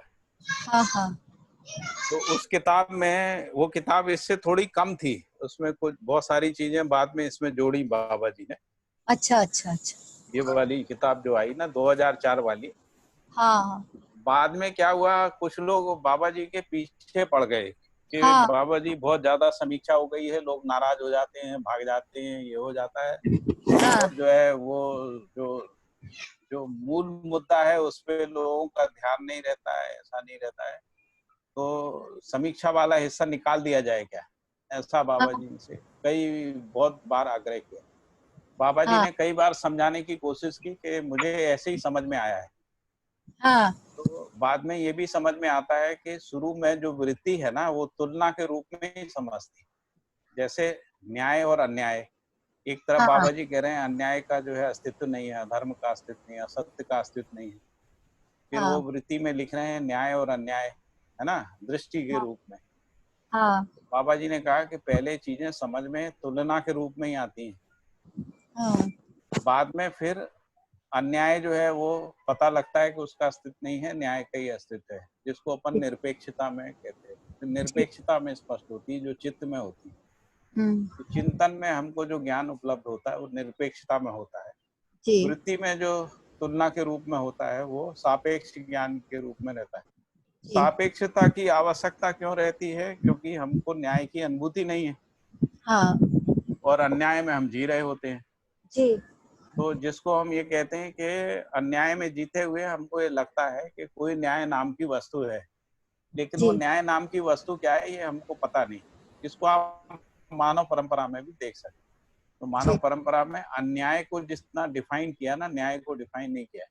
जी उदाहरण के लिए, है ना, जैसे इंडियन पीनल कोड है ना, हाँ भारतीय दंड प्रक्रिया संहिता, है ना, जी तो उसमें अन्याय को डिफाइन कर दिया, इतने प्रकार का अन्याय होता है और जी इतने प्रकार का अन्याय करने से इतने प्रकार का दंड है, क्योंकि उसको नियंत्रित करना है ना, जी इस रूप में। लेकिन उसी कॉन्स्टिट्यूशन में कहीं पर भी ये नहीं लिखा है इतने प्रकार का न्याय होता है, और जी ऐसा करने पर यदि कोई ऐसा न्याय पूर्वक जिएगा तो जी उसको राज्य जो है प्रोत्साहित करेगा, संरक्षण करेगा, ऐसा एक भी संहिता नहीं है, जी है ना। तो इससे पता लगता है कि परंपरा जो है अन्याय को पहचानती रही है, लेकिन न्याय उसकी कल्पना में नहीं था, जी है ना। न्याय कोई वस्तु के रूप में कोई वस्तु होती है, वो तो था कल्पना में, लेकिन वो उसका व्यवहारिक पक्ष उनके सामने नहीं था, अन्याय का था। तो जी इसलिए उन्होंने अन्याय की संहिता बना दी, जिसको हम लोग दंड संहिता कहते हैं या संविधान कहते हैं, शक्ति केंद्रित संविधान। तो शक्ति केंद्रित संविधान में भी जो है ना कर्तव्य वाला हिस्सा उपेक्षित रह गया। जी जैसे जो लोग कर्तव्य दायित्व का निर्वाह नहीं करते राज्य के साथ या समाज के साथ, उनके लिए दंड विधि हम लोगों ने रखी कॉन्स्टिट्यूशन में, है ना। लेकिन जो कर्तव्य दायित्व का निर्वाह करते हैं उनके लिए राज्य क्या करेगा, तो कुछ नहीं लिखा, जी बस इतना ही लिख दिया है कि सभी को कर्तव्य का पालन करना अनिवार्य है। तो लोग कर रहे हैं, बिल्कुल अनिवार्य कोई नहीं कर रहा है ना, ऐसा हो गया। नहीं वो वही तो मीटिंग की एक बार बात हुई थी, तो हमने कहा आप जब एक एडिशन करते हैं उसके बाद नया एडिशन चेंज करते हैं, उसके बाद आपको ना कुछ उसका वो देना पड़ता है कि हम ये नए उसके साथ रख रहे हैं, तो उसका यदि आप बुक में नहीं देते तो उसको कैसे वो करेंगे। फिर बात जब अभी हुई थी फिर यही कहा अभी था ये कि जो नई वाली जो किताब है ना, जी जो नई वाली किताब है इसमें लिखा है पूर्व संस्करण 2004। हाँ इसके बाद ये नई किताब को संस्करण नहीं लिखा है, हाँ हाँ लिखा है मुद्रण 2018। अच्छा तो इस हिसाब से तो इनको ये जो पुरानी किताब है इसमें बिना कोई परिवर्तन किए मुद्रण कहलाता है ना। सही बात है। यदि हम हाँ परिवर्तन करते हैं तो नया संस्करण हो जाता है। उसके कोई नियम होते हैं ना, आपको वो फॉलो हाँ, करना पड़ता है यही नियम है। प्रोटोकॉल। हाँ तो तो मैंने एक बार इन्होंने बात की थी, तभी बाबा जी थे तभी बात हुई थी, फिर उन्होंने कहा कि नहीं हमने बाबा जी से पूरा जो भी चेंजेस किए हैं उसको भी लिखा के रख लिया है, पूरा उनकी कॉपी उनके हाथ की लिखी हुई। तो हमने कहा ठीक है जो किया होगा। अभी ये वाला किताब जो है ना, जब छपा है, हाँ इसमें लिखा है 2018 में, जनवरी 2018 में छपा है। बाबा जी के शरीर छोड़ने के बाद छपा है। जी। चलिए ठीक है, मूल वस्तु पकड़ में आना चाहिए। हालांकि मैंने इसको भी पढ़ के देखा है, हाँ इसमें भी गलतियां नहीं है जिनको हम ये कहें कि बहुत ब्लंडर्स हैं, ऐसा कुछ नहीं। जी जी इसमें केवल एक ही गलती दिखती है, जो है कि आपने कोई सेंटेंस को काट दिया है। मान लो 2 जी पैराग्राफ जी आपने काट दिए, है ना। कर दिए, हाँ वही दिखता अब रहे। वो जो 2 पैराग्राफ है, उनकी व्याख्या जो है 6 पैराग्राफ में चल रही है, हाँ हाँ वो आपने संशोधित नहीं किया, वो तो जी हटा दिया उतना पोर्शन। बाबा जी क्या है ना, जैसे अभी अभी अभी हम लोगों ने देखा कि हाँ उन्होंने कहा कि आवश्यकता, आशाएं आवश्यकता में, आवश्यकता अनिवार्यता में, जी है ना। अनिवार्यता में ही संयत चरितार्थ होती है। जी अब जब इसकी जो व्याख्या है ना, वो आगे जाके कहाँ कर रहे हैं, लगभग तीसरे पैराग्राफ में कर रहे हैं जाके। जी आवश्यकता अनिवार्यता को उन्होंने परिभाषित किया जी है ना। और फिर आगे जाए तो अंतिम पैराग्राफ तक वो जा रहा है हाँ ना। हाँ तो बाबा जी कोई भी लेखक होता है ना, वो किसी हाँ एक सीक्वेंस में चीजों को सोचता चला जाता हाँ। नहीं है वो ना। तो मैंने देखा और बात के पूरे पूर्णता उसमें। हाँ पूर्णता में जाके उसको खत्म करता है, पूर्णता में जाके क्योंकि उसके पास ही वो दृष्टि होती है ना पूरी, उसको उसके शुरू से पास लेकर एंड तक फैलाता है उसको। हाँ अब बीच में क्या हुआ, किसी ने उसमें से ये सब कहा कि बहुत बहुत दबाव डाला बाबा जी पे। हाँ तो हाँ मैं बाबा जी पे दबाव डाला ऐसा बोलना ठीक नहीं लगता है, हाँ लेकिन वो दबाव से प्रभावित हो गए ऐसा भी नहीं कह सकते। हाँ लेकिन बहुत ज्यादा कहा कि आपने हाँ नहीं परंपरा के इतना कर दिया, ये कर दिया, लोग नाराज हो जाएंगे, उखड़ जाएंगे, भाग जाएंगे। बाबा जी हाँ कहते भी थे जिसको भागना है भाग जाए। हाँ हमको ऐसे ही समझ में आया, ऐसा बोलते थे। हाँ। नहीं नहीं, एक मीटिंग मेरे सामने भी हुई थी, मुझे भी पता है वो बात। हाँ, तो चलिए अभी ठीक। क्या हाँ कर सकते हैं, अपने पास भाग्य से ऐसा है कि अपने पास सभी संस्करण उपलब्ध है, हाँ, वो पहले भी से आखिरी तक। जैसे मानव व्यवहार दर्शन के सभी संस्करण उपलब्ध है ना। हाँ नहीं ठीक है, वो अच्छी बात है, उसको संभाल के रखना ही ठीक है। मेरे तो पास भी सबसे 78 वाला भी है, मेरे पास भी हाँ, पूरा। तो अपन को सब समझ में आता है, हमको तो हाँ कहीं कोई विसंगति नहीं लगती है, कोई विरोधाभास नहीं लगती। इवन जो नई किताबें हैं उसमें भी कोई विरोधाभास नहीं है। हाँ बस कोई चीजें ऐसा है कि अचानक इतना जरूर लगता है पढ़ते पढ़ते, अरे ये कहाँ से आ गया, ये तो अभी इस चैप्टर में है ही नहीं, है ही ये नहीं। कहाँ हाँ से आ गया। तो पता हाँ लगता है वो पुरानी किताब में था, है ना। हाँ हाँ हाँ हाँ वो इसमें भी हुआ है, व्यवहार दर्शन के नए संस्करण में भी हुआ है। जी उसमें भी क्या हुआ है कि कोई चीजें हटा दी हैं और उन्हीं की परिभाषाएं नीचे दी हुई हैं। तो जी प्रश्न आ रहा है कि भाई ये परिभाषाएं क्यों दी हैं यहाँ पर, ये तो बात आई नहीं है चर्चा में। तो वो परिभाषाएं तो पुराने संस्करण की चल रही हैं, और जो हाँ कुछ चीजें काट दी हैं उन्होंने समीक्षा वाली। ठीक है है भैया, ना। मैं मीटिंग छोड़ूंगी, वो मेरी दूसरी शुरू हो हाँ, गई। जाइए जाइए, कोई बात हरी नहीं। है, आपने मुद्दा उठाया इसलिए मैंने इतनी बातें बताई। मैं समझ गई थी इसीलिए मैंने आपको पूरा सुना। जी जी जी, ठीक है, नमस्ते। ठीक है, और कोई बात। ये इतनी बात हो गई कि इसको दोबारा सुनना पड़ेगा। किसको? इसमें से बात निकालनी कठिन है। हाँ,